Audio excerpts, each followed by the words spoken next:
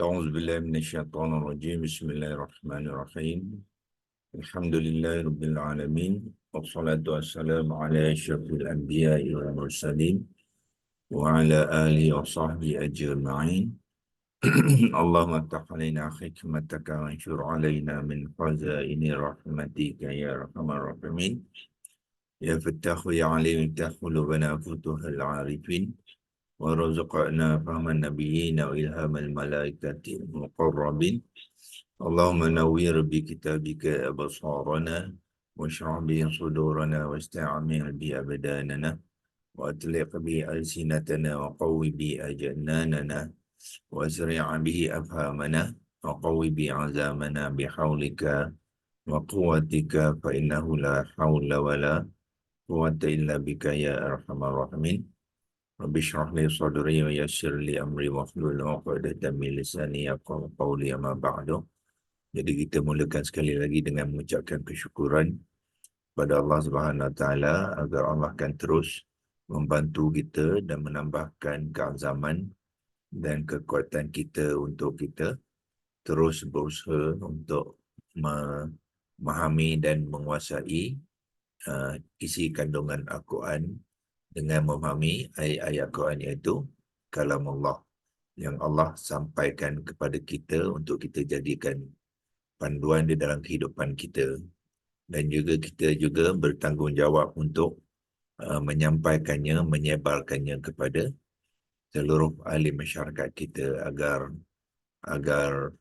ahli masyarakat kita akan membudayakan ilmu Al-Quran itu di dalam kehidupan mereka setiap hari, insya-Allah. Jadi kita teruskan perkongsian kita hari ini dengan melihat kalimah yang terakhir di dalam ayat yang ke-17 surah Al-Baqarah, iaitu kalimah yubsirun, ya, yubsirun. Malam kita telah pun mula mengenal kalimah yubsirun tu dengan melihat beberapa maklumat yang disediakan di dalam digital Al-Quran tafsir dan perkata ni, dan kita pun telah membantu maklumat tu dengan menambahkan lagi, ya, maklumat yang sepatutnya kita dapati, ya, untuk mengenal kalimah-kalimah. Ini adalah salinan daripada yang kita simpan semalam. Kita telah memberi penerangan kepada dua komponen kalimah ni. Komponen yang belah kanan tu ialah komponen yubsirun. Komponen tu adalah komponen kata kerja, ya, yang diwarnakan hijau tu, dan kita bantu dia dengan menambahkan sikit penerangan itu, iaitu komponen ni adalah komponen kata kerja atau bahasa Arab dia panggil fi'lun. Dan fi'lun tu jenis apa? Fi'lun ialah jenis mudhari', ya, fi'lun mudhari'. Kemudian mudhari' dia ada maklum dan majhul. So yang ni adalah maklum. Bila fi'il mudhari' maklum tu bermakna satu perbuatan yang dilakukan dengan secara aktif, ya, secara aktif. Biasanya bila kita menterjemahkan perbuatan fi'il mudhari' maklum tu, kita akan menggunakan imbuhan ya. Kalau lihat, dia jadi melihat. Itulah kesan ataupun karakter dia, ciri kepada kalimah fi'il mudhari' yang maklum, ya. Kita menterjemahkan sebagai melihat, ya. Kalau opposite dia, lawan dia majhul. Kalau majhul, kita akan gunakan imbuhan di. Tu ataupun di. Kalau majhul, kita akan menterjemahnya sebagai dilihat, ya, bukannya melihat, ya. Dan nanti ada tanda-tanda yang menunjukkan dia maklum ataupun majhul, ya. Bila kita melihat acuannya nanti kita akan faham. Yang ini sebenarnya adalah maklum dan bukannya majhul, ya, sebagai panduan kepada kita.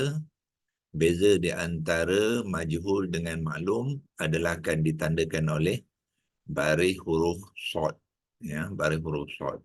Karena kita lihat huruf short berbaris kasrah. Itu menunjukkan kalimah ni sekarang mengambil status ataupun fungsi yang maklum. Kalau nak ditukarkan kepada yang majhul, short ni akan mengambil baris atas. Itu saja beza dia. Huruf yang kedua tu. Yang huruf pertama ialah ba, huruf kedua ialah short, huruf ketiga ialah ra. Jadi huruf kedua itulah akan bertukar baris kalau dia nak digunakan dalam konteks majhul, iaitu dilihat. So sekarang ni dia bukannya dilihat tetapi melihat sebab short tu baris bawah. Kalau kalimah ni sebagai contoh, yub'saruna. Yub'saruna, short baris atas. Itu kalimah yang majhul. Mana kepada kalimah tu akan menjadi mereka dilihat. Bukannya mereka melihat, dengan menukarkan baris short saja daripada baris kasrah kepada baris fathah, dia akan membawa impact yang berbeza, ya, membawa makna yang berbeza. Dari segi fa'il dia tidak berubah, ya, dia tidak berubah. Cuma nanti kita akan menerangkan konteks fa'il dia tu macam mana pula. Ada sedikit perubahan dari konteks fa'ilnya pula, ya. Dalam ayat majhul kata dia yub'saruna. Dari fa'il ni kita akan terangkannya sebagai naib fa'il. Dia bukannya fa'il yang aktif, ya, dia adalah dipanggilkan naib fa'il. Itulah beza di antaranya kalimah majhul dengan maklum. Jadi bila kita mungkin menerang tu kena specify lah, kena nyatakan, ya. Kalau maklum kena nyatakan maklum, kalau majhul nyatakan majhul, supaya kita kenal dia dengan baik, ya. Jangan kita silent, ya. Bahagian maklum dan majhul tu pun kita kena masukkan dalam penerangan tu. Itu sedikit sebanyak tentang maklumat yang kita dapat daripada digital Al-Quran tafsir dan perkata ni. Kemudian kita cuba kongsikan apakah maklumat yang disediakan oleh corpusquran.com, ya, supaya kita dapat melihat maklumat yang secara menyeluruh. So kita pergi kepada quran.com sekarang. Seperti biasa, kalau nak mencari itu, tuan-tuan pergi dekat word by word ni, ya. Lepas tu di atas ni pilih Al-Baqarah. Sini daripada senarai ni pilih Al-Baqarah dan pilih ayat ke 17, 2:17 yang ini. Kemudian tekan go ni lah, ya. So dia akan bawa kita kepada ayat itu dengan menyeraikan keseluruhan kalimah di dalam ayat ke-17 Al-Baqarah tu, dan kita terus pergi kepada kalimah yubasirun yang terakhir, iaitu kalimah yang ke-17. Dan kita tekan di sini sekali lagi, dan dia terus bawa kita kepada paparan khusus untuk kalimah ini sahaja, ya. Tidak ada kalimah lain, dan dia juga sediakan ayat itu di bawah ni. Jadi yubasirun adalah kalimah yang terakhir di dalam ayat ke-17 ini, ya. Jadi kita lihat apakah maklumat yang disediakan di sini. Okey, pertamanya dia katakan ayat ke-17 ini adalah dibagikan pada dua segmen. Dia menggunakan segmen. Kita boleh gunakan segmen ataupun kita boleh gunakan komponen. Two morphological segment. Maknanya dia ada dua bahagian. Ya, sebab tu ditandakan dengan warna yang berbeza. Sebelah kanan ni warna hijau dan sebelah kiri itu warna biru, ya. Warna hijau tu adalah komponen V dia stand for verb. Maknanya kata kerja. Yang wow non tu komponen pronoun, dipanggilkan pronoun. Ya, pronoun ni dalam apa adalah isim dhamir. Isim dhamir maknanya komponen isim dhamir yang mewakili pelaku kepada perbuatan di dalam kalimah ini. Ya. Kemudian dia mengatakan a verb and subject pronoun. Dia ada satu ya dua morfologi segmen. Dia kata apa? Satu kata kerja dan satu subjek pronoun. Itulah yang warna hijau ni dikata kata kerja verb dan yang biru tu adalah subjek pronoun. Subjek ni ialah pelaku, ya, fa'il dia. Lepas tu dia kata form for imperfect verb, iaitu imperfect verb ialah fi'il mudhari'. Jadi dia adalah fi'il mudhari' wazan keempat, ya. Cuma di sini dia masih lagi tidak menyatakan maklum ataupun majhul, ya. Dan penting untuk kita juga mengenal majhul dan maklum tu, tapi sebagai panduan apabila tuan-tuan dan puan-puan menggunakan digital ni, maklum adalah default. Default maknanya kalau dia tidak nyatakan maklum ataupun majhul, maka kalimah tu adalah maklum. Itu cara dia, ya. Di sini dia tidak ada nyatakan, ya. Dalam Arab di sini pun dia tidak ada maklum. Maknanya maklum atau majhul tu silent. Jadi kalau silent, kita boleh menganggapnya sebagai maklum. Kalau majhul, dia akan nyatakan. Itulah cara menggunakannya, ya. Kalau dia silent, maknanya maklum lah dia. Kalau dia majhul, dia akan nyatakan di dalam Arab ini, ya. Lepas tu di atas ni dia akan sebut passive verb ataupun verb in passive mode. Itulah yang dimasukkan dengan majhul, ya. Okey, kemudian dia juga berikan pada kita apa? Third person masculine plural is in indicative mode, ya. Jadi dia kata fi'il mudhari' ni dalam status yang marfu'. Bahasa Arab, bahasa Inggeris untuk marfu' tu ialah indikatif, ya. Kalau untuk kata nama dia panggilkan nominatif.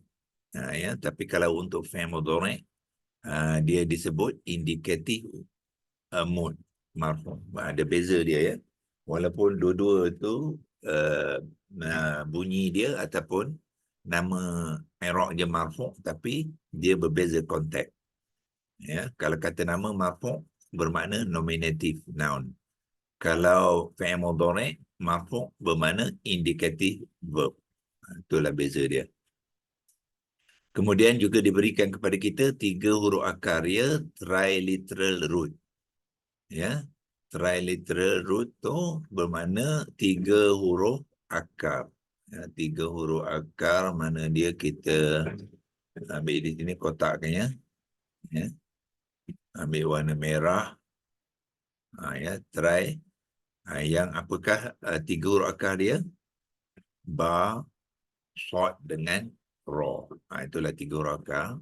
Di dalam Quran digital dan perkata tu dia tidak berapa jelas, ya. Sebab dia cantumkan. Tapi yang terbaiknya ialah kita asingkan dia macam ni, ba, short dan raw, ya, untuk mengenal pasti apakah 3 huruf akar dia, ya. Kemudian disambung sikit maklumatnya, the suffix al-waw. Waw suffix tu apa maksud dia? Yang maksud dia ialah, kita padamkan kotak ni. Suffix ialah waw nun di ujung. Dia sebut waw saja, ya. Jadi untuk untuk QHS Academy kita tak gunakan waw, kita akan ambil sekali waw nun sekali, ya, sebab dia datang sekali dengan nun. Imbuhan dia kita tak mahu hanya menyebut waw saja. Itu perbezaan dari segi approach, dari segi pendekatan, ya. Kalau kita guna ambil waw saja, nanti apa hal dengan nun ni, ya. Jadi dia akan mengelirukan lah. Jadi kita ambil dia sekali. Jadi kita kata safik ini bukan waw saja ya. Kita katakan waw nun. Waw nun adalah safik. Safik itu maknanya lah imbuhan uh, di hujung kalimah ya. Imbuhan di hujung kalimah yubasiru ni diimbuhkan dan ditambahkan dengan imbuhan waw dan nun sekali. Dan kita keterangkan imbuhan itu sebagai waw nun dan bukannya waw sahaja. Okey. Is an attached subject pronoun. Attached maknanya apa? Dia dicantum sekali dengan yubasirun tu, dia panggil dia attach. Dalam bahasa Arabnya, attach ni ialah muttasil. Ya, dia bercantum. Tu. Okey, cuba kita lihat pula maklumat yang disediakan dalam bahasa Arab pula ya. Walaupun dia bahasa Arab, tapi kalau tuan-tuan biasa nanti, tuan-tuan akan dapat memahami apa yang sebenarnya yang diterangkan dan ya. Dia kata kalimah yang ni ialah fi'lun mudhari', ya. Fi'lun mudhari' wal waw dhamir muttasil. Wal dia kata ni waw saja ya. Dalam QHS Academy kita akan sebut wal waw non. Dua sekali, dan waw dan non, bukannya waw saja. Dan waw non tu adalah dhamir muttasil, dhamir yang dicantum sekali dalam satu kalimah tu dipanggil dhamir muttasil. Fi mahalli raf'in. Cara nak menyebutnya lah, sebab dia ni fi dengan mahalli ni adalah jar wa majrur, kemudian mahalli raf'in ni adalah idhafah. Pertalian dia tu. Jadi bila kita membacanya kena baca dengan betul lah. Mahalli ni tak bolehlah ditanwinkan sebab dia sudah mengambil peranan sebagai mudhaf ya, dan raf'in ni adalah mudhafun ilaih. So raf'in kita boleh tanwinkan dengan tapi dia mesti dimajrurkan ya, dengan mengambil baris kasratain ya, sebab dia tidak ada alif lam, jadi dia isim yang nakirah majrur, jadi kita baca dia sebagai raf'in ya. Fi mahalli raf'in, dalam kedudukan. Mahalli ni ke dalam kedudukan. Raf'in ialah daripada rafa' ya. Rafa' maknanya dalam kedudukan indikatif ya, marfu', itu maksud dia, dalam keadaan yang marfu' ataupun dalam kedudukan yang indikatif. Lepas tu fa'ilun, dia nak menerangkan yang ni tadi, apa dia? Wal waw ni ialah dhamir muttasil fi mahalli fa'ilun, dia adalah fa'il. Itu dimasukkan apa? Kepada imbuhan waw dan nun ni adalah fa'il dia ya. So inilah fa'il dia, inilah perbuatan dia, kata kerja dia, dan fa'ilnya.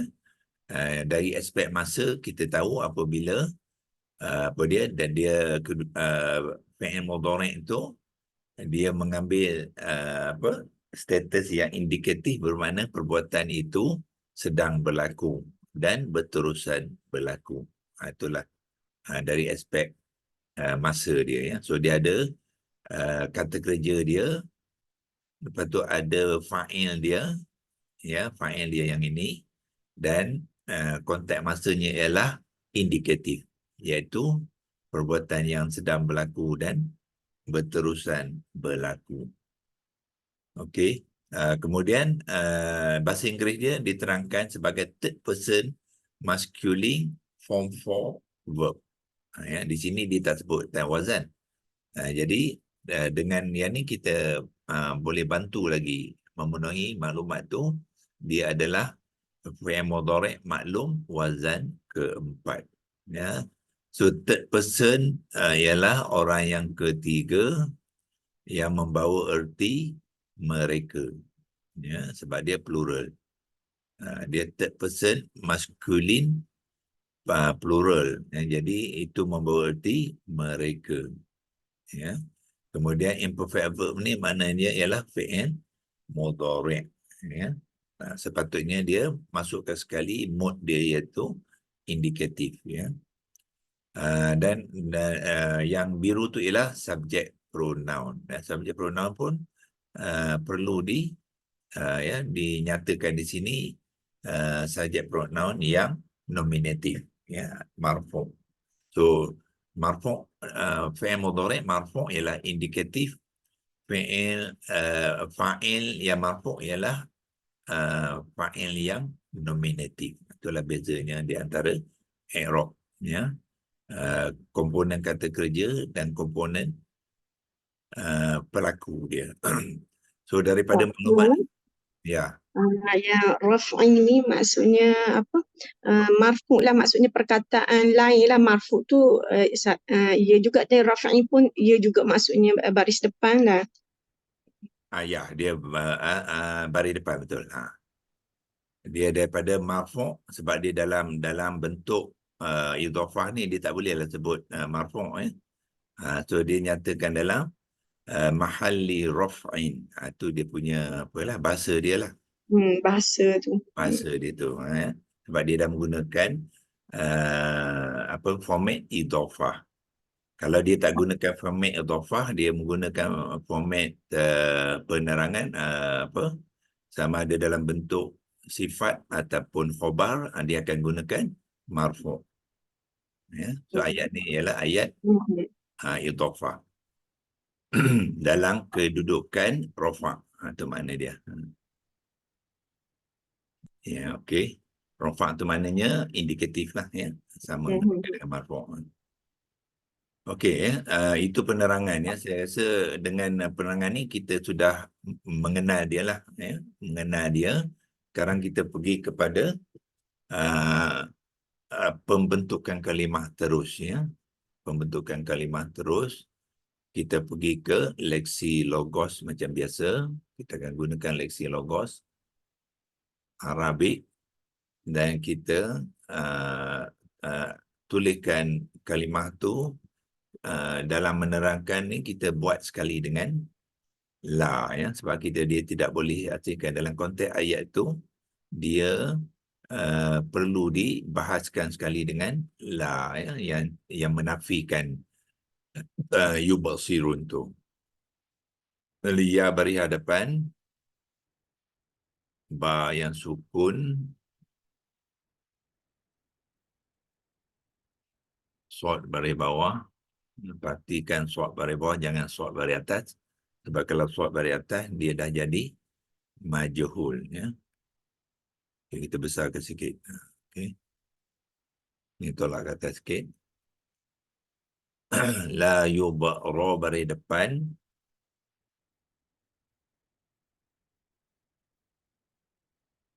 Dan waw nun. Waw adalah waw mat, jadi kita tidak bariskan waw tu sebab dia adalah dalam konteks soroh.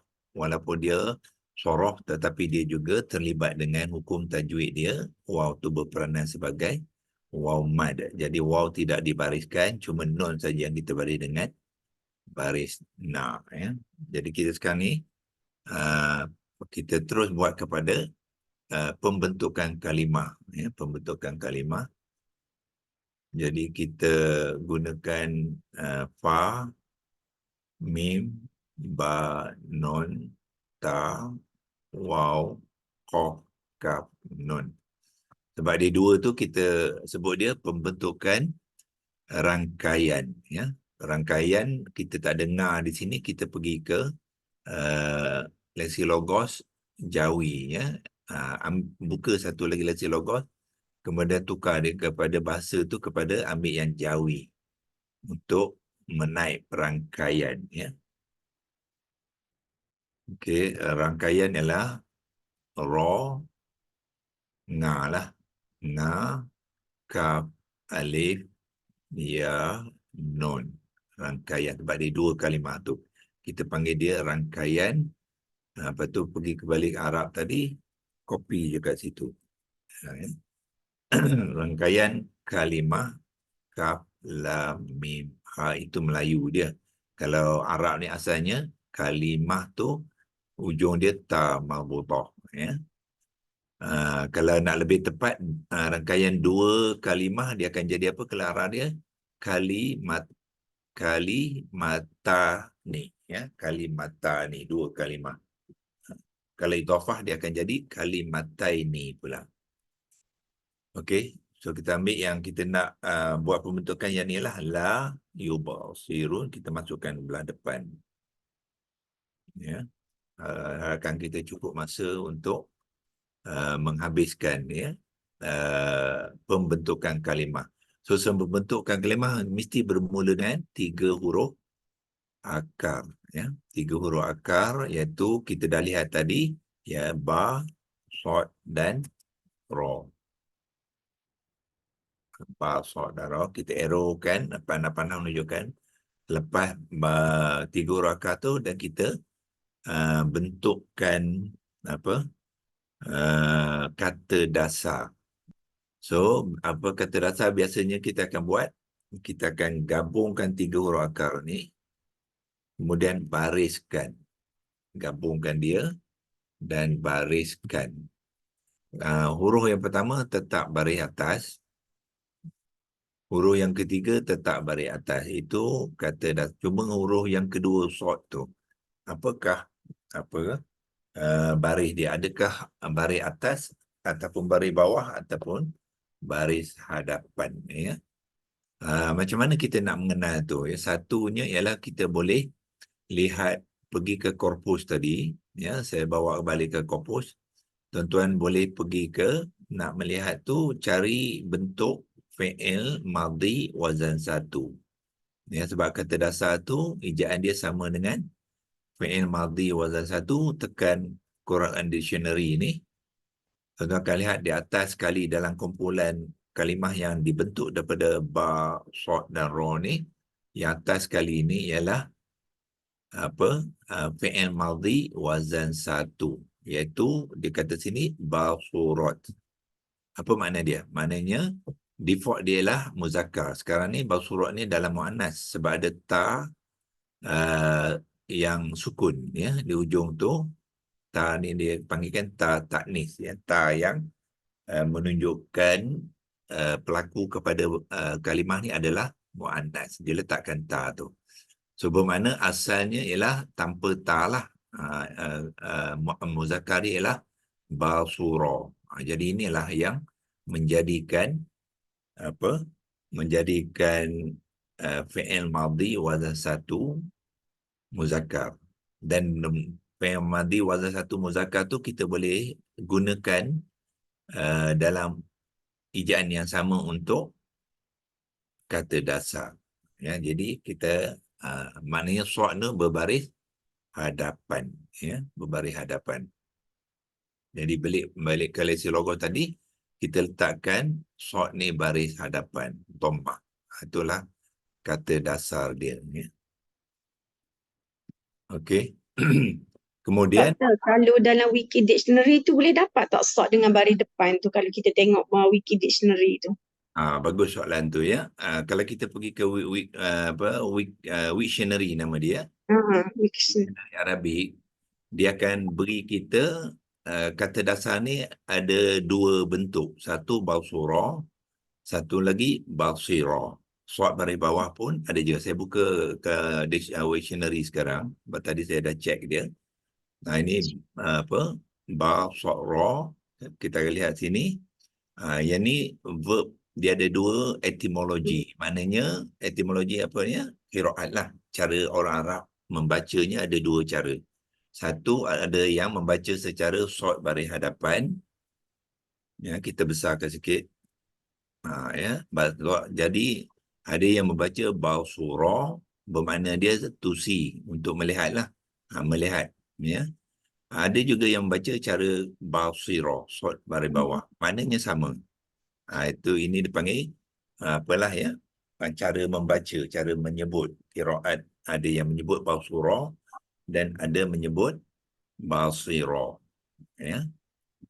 Di dalam Al-Quran kebanyakannya menggunakan basura ya. So kita ambil dalam konteks Al-Quran yang ditunjukkan oleh Lexi Logos tadi, dia menggunakan sod tu, bukan Lexi Logos, Quran.com tadi, korpus tu dia menggunakan sod baris hadapan yang ni tadi ya, sod baris hadapan. Kalau sod baris bawah dia akan jadi apa? Basirat.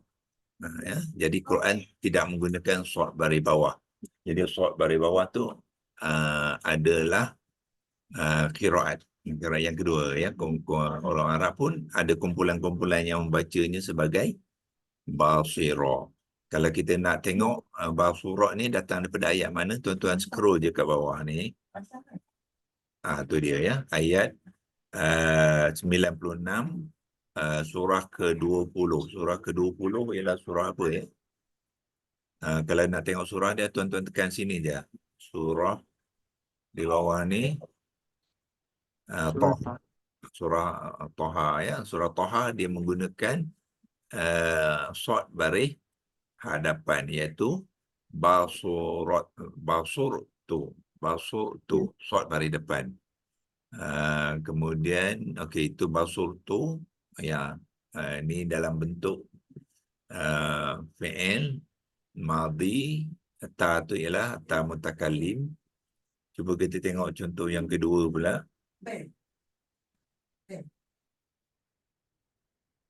Daripada senarai itu, yang ni, basurat ni ya.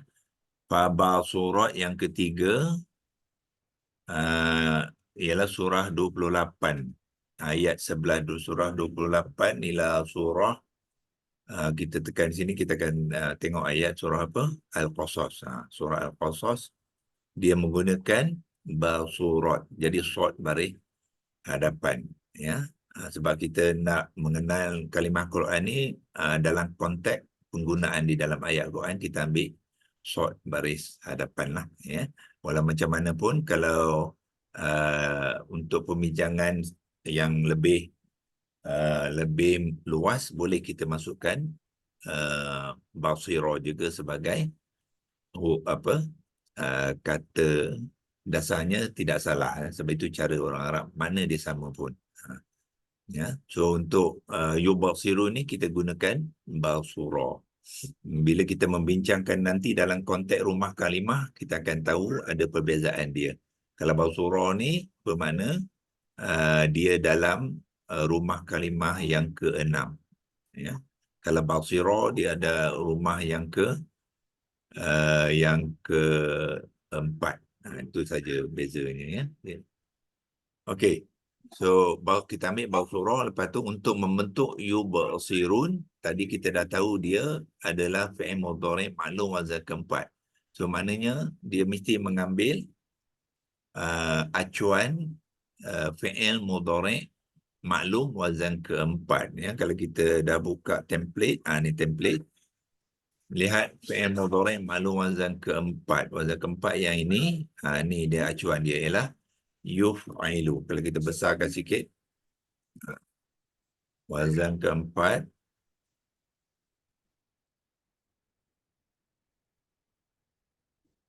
fi'il mudhari' ini wazan keempat yang ni ya, yuf'ilu. Itulah acuan kepada yubasiru tu, dia mengambil acuan yuf'ilu ya, untuk membentuk kata terbitan ya. Jadi kita balik ke leksilogon tadi, kita masukkan acuan tu, iaitu yuf'ilu. Ya baris dhammah, fa yang sukun, ain baris bawah, dan lam baris hadapan. Yuf itulah acuannya untuk membentuk yubasiru. Jadilah kata terbitan dia sebagai yubasiru. Macam mana nak membentuk kata terbitan tu? Kita tunjukkan sikit, iaitu kita tukarkan fa, ain dengan lam ni kepada ba, sod dan ra. Ya, itu. Jadi kita fa ni tukar kepada ba, ya, kita ambil ba, dia bersukun, jadi kita sukunkan dia. Lepas tu ain baris bawah tukar pada sod, jadilah dia sod yang berbaris bawah. Baris kena ikut acuan ya. Jangan ambil baris pada kata dasar, ikut acuan dia tu. Jadi ini tukar pada sod baris bawah ya.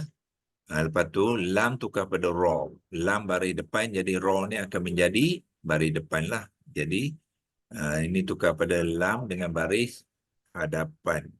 Yubasiru, itulah kata terbitan ya. Tetapi kalimah tu dia ada jamak dia, fa'il dia waw nun. Jadi kita tambah waw nun selepas yubsiru tu. Ini kata terbitan yang masih lagi fa'il yang mufrad. Jadi kita tambah waw nun. Sebab dia dalam keadaan yang marfu'. So kita tambah waw nun. Kalau kalimah tu bukan marfu', tak boleh tambah waw nun ya. Dia kena tambah waw alif ziyadah. Ini dia waw nun sebab dia marfu'. Imbuhan yang marfu' kita tambah waw alif, waw dan nun. Dia menjadi yubsiruna. Kopikan dia. Lepas tu buangkan tanda campur tu untuk menggabungkan dua-dua komponen itu, jadilah yubsiruna. Ya. Tapi dia masih lagi tidak habis. Sebab apa? Dalam konteks ayat tu dia adalah negation. Dia ditidakkan oleh la tu. Jadi kita masukkan la selepasnya untuk memenuhi, menyesuaikan dalam konteks ayat tu ya. Jadi kita masukkan la ni sebelumnya ke sini. Lepas tu barulah kita masukkan balik yubsiruna tadi selepasnya. Jadilah dia la yubsiruna. Jadi maknanya bila kita membaca itu, kita membaca dalam konteks ayat, tidaklah, la tu adalah la nafiah yang membawa erti tidaklah. Yubsiruna, ya dengan waw nun tu membawa erti mereka. Yubsiru bermakna melihat. Ya. Jadi tidaklah mereka melihat. Itulah yang dimasukkan dengan la yubsiruna. Kalau kita habiskan tu dengan terjemahkan sekali ya. Sebab bila kita sudah buat pembentuk kalimah tu, elok kita terjemahkan. Jadi la adalah tidaklah. Ta, ya, dal, qaf, tidak. Tak ada tidaklah. Lam, ha ya. Melayu digunakan qaf bukannya kaf untuk tidak ya. Walaupun Rumi dia digunakan ki. Jawi dia gunakan qaf ya. Tidaklah. Mereka, fa'il dia adalah mereka yang muzakkar. Muzakkar di sini bermaksud lelaki dan perempuan ya, dalam keadaan ramai, dia bercampur. Kalau campuran lelaki dan perempuan juga menggunakan muzakkar, sebab tu digunakan ya di sini ya. Kalau apa, kalau perempuan dia tidak menggunakan ya, dia menggunakan ta sebagai mudhari'ah dia. Jadi tidaklah mereka melihat, min, lam, ya, ha dengan ta. Tidaklah mereka melihat. Ya. Konteks dia yang sebenarnya dalam perbuatan yang berterusan ya. Kalau maknanya dari segi harfiah ni, kalau kita nak lebih tepat, tidaklah mereka berterusan melihat, tapi tak perlu ya, tak perlu. Dengan melihat kalimah ni kita sudah faham perbuatan tu ialah perbuatan yang sedang berlaku dan berterusan berlaku. Kita masukkan berterusan tu, nanti ayat tu macam ganjil sikit ya, mungkin tak bersesuai. Tapi dari segi konteks tu kita kena faham perbuatan tu adalah perbuatan yang berterusan. Mana mereka tu dalam keadaan berterusan, tidak ya, tidak melihat disebabkan oleh perkara yang berlaku sebelumnya, iaitu Allah kata zahaballahu binurihim wa tarakahum fi zulumatin, tu yang menyebabkan mereka tu tidak boleh melihat ya. Itu perkongsian kita untuk hari ini.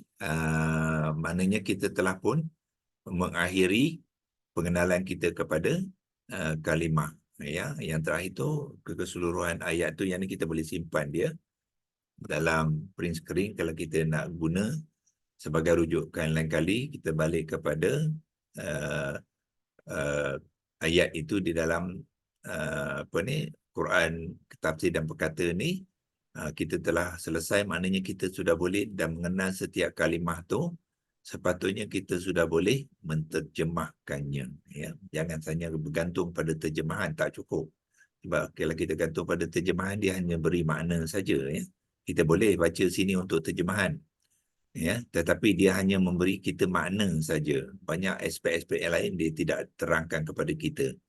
Jadi kita tak dapat memahami dalam konteks yang sebenarnya, ya, kalau kita bergantung pada terjemahan. So yang baiknya tuan-tuan dan puan-puan kena kenal, belajar mengenai setiap kalimah tu dan terjemahkannya sendiri, ya. Dan pada masa, Doktor, ya, yang tadi kan doktor kata perkataan ni maksudnya dia sentiasa berteruskan kan, berterusan tu maksudnya daripada dia punya keadaan yang marfu' ni lah kita tahu dia sentiasa berterusan tu. betul. Itulah status fi'il mudhari' yang marfu'. Kalau fi'il Hmm. mudhari' marfu' bermakna kita tahu perbuatan tu ialah perbuatan yang sedang dan berterusan berlaku. Itu. Macam kalau dia mansuk tu Kalau masuk dia belum berlaku lagi. Dia tak belum berlaku. belum berlaku. Dan satu lagi tu yang majrur tu, majrur apa satu lagi tu? Majzum. Yang ketiga, Majzum. majzum, Majzum tu? maknanya tidak berlaku pun perbuatan tu. Okey okey. Langsung tidak berlaku. Dia ada konteks berbeza tu kan. Jadi sebab tu kita kena faham i'rab dia. Dalam Betul. kalau makna dia tak menerangkan kita i'rab di sini, itu lebih. Betul. Ah, Mhm. Okey, itu untuk apa? Untuk okey, maknanya bila kita boleh menterjemah masa luhum ialah apa? Perumpamaan mereka. Kamasali seperti karya seperti perumpamaan. Al-Laziz tahu Qodanaro ni kena baca sekali lah sebab dia mausul kepada ni. Itu orang yang menyala dalam mudhari' dalam madhi telah menyalakan api. Ya, naro tu kalau tengok terjemahan dia beri api saja. Tetapi kita kenal dia dalam baris atas menunjukkan dia adalah objek kepada istauqoda. Ya, ada terjemahan dia tak dia menerangkan objek. Jadi bila kita belajar mengenai kalimah kita akan dapati kefahaman kita akan lebih baiklah, ya, lebih terperinci. Falamma, maka apabila, lama adalah isim zaraf zaman, adha'at ma ila fi'il madhi maklum, wazan satu, wazan adha'at adalah, sorry, ini wazan keempat, ya. Kita gunakan adha'at. Wazan keempat, sorry, nanti cek balik dia. Ya, wazan keempat. Ya, dengan ta'nis tu menunjukkan fa'ilnya yang mu'annas, yang fa'il tu menunjukkan kepada naro ni lah. Naro ni dia apa? Jantina yang mu'annas, sebab tu dia menggunakan ta'nis di sini, ya. Ma haulahu, apa yang sekelilingnya. Lepas tu Allah kata zahaballahu binu, apabila berlaku yang ini, apabila dia menerangi, ya, apa sekelilingnya, Allah kata zahaballah. Allah ni adalah fa'il dia. Jadi kita bacakan Allah tu dululah, fa'il kita sebut dulu dalam perkataan, iaitu Allah telah apa, menghilangkan. Zahaba ni mana dalam konteks ayat ni yang telah menghilangkan binurihim, cahaya. Bi ni tak payah diterjemah, dia panggilkan bi zaidah. Dia diperlukan kepada zahaba fi'lun muta'addi, memerlukan harfun jar, ya, tetapi dia tidak memberi makna kepada perangkaian tu, dia hanya sebagai tambahan sahaja. Jadi kita tidak terjemahkan bi itu, kita terus terjemahkan objeknya ialah nurihim, tu makna Allah telah menghilangkan cahaya mereka.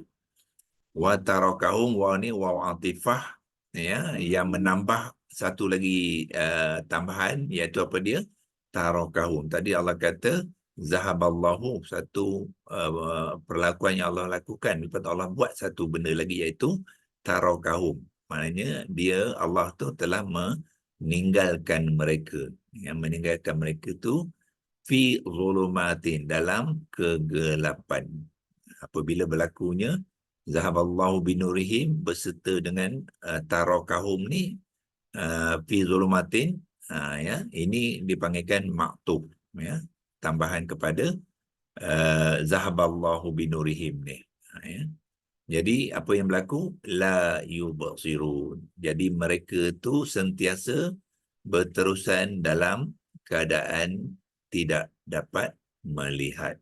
Itulah cara kita mengenal kalimah, dan kita boleh memberi maknanya. Bila kita boleh memberi maknanya kita sendiri, bermakna kita lebih peka lah, lebih memahami ayat itu, kerana kita lebih mengenal kalimah-kalimah Al-Quran itu sendiri. Tak cukup kalau kita hanya bergantung kepada terjemahan untuk memahami Al-Quran. Itulah tujuannya kita mengadakan program ni, supaya kita dapat menyampaikannya ilmu itu kepada seluruh masyarakat kita. Nanti bermula dengan kita sendiri, keluarga kita, dan juga rakan-rakan yang rapat-rapat dengan kita tu, insyaAllah. So insyaAllah minggu depan, hari ini apa ya? Hari Selasa ya. So maknanya besok kita boleh mulakan ayat ke-18 ya. Sambungan daripada ayat 17 ni. Allah masih nak menerangkan orang yang sama, kumpulan yang sama tu, dengan menceritakan kepada kita apakah keadaan mereka tu, apakah cerita mereka tu, sebagai tambahan maklumat mereka tu bagaimanakah orangnya. Jadi Allah sambung dengan summun bukmun umyun fahum la yarji'un pula dalam ayat ke-18. Semuanya berkaitan dengan orang yang sama dalam masaluhum tu, perumpamaan mereka tu, iaitu menunjukkan kepada orang-orang munafik yang bermula dengan daripada ayat berapa cerita orang munafik ni, ayat yang ke wa minan nas tu, ayat ke-8 ayat ke-8 ini bermula cerita orang munafik. Kita masih lagi dalam berkongsikan maklumat tentang orang munafik. Jadi Allah nak menceritakan kepada kita siapakah orang munafik itu, supaya kita mengambilnya sebagai pelajaran. Kemungkinan besar ciri-ciri itu berlaku zaman kita ni, supaya kita dapat berhati-hati. Jangan kita terikut dengan dakwah mereka-mereka ni. Sebab mereka-mereka ni memang Allah kata apa, bijak bijak dan pandai mengaturkan agenda-agenda dia untuk menyesatkan orang-orang Islam, insya-Allah. Jadi untuk hari ini kita simpan tu. Apa dia? Dalam dia simpan ke dalam Dah.